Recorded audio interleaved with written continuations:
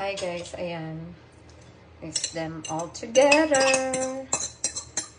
Siyempre, yung lemon, hindi naman namin pwedeng i-ano yan. Hindi naman namin pwedeng kutsarahin pa yan. So, kailangan talagang squeeze with our bare hands. Pero naghugas naman kami ng kamay. So guys, the healthy dinner is almost ready. So we need to mix.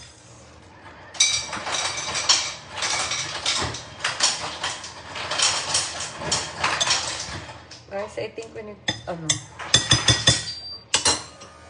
need salt, guys. Where's that salt?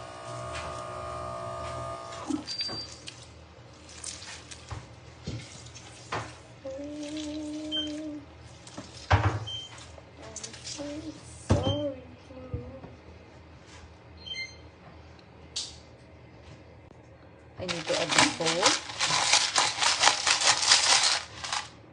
So guys, the last one is the kipay. You know this. I'm not putting that much, pero masarap!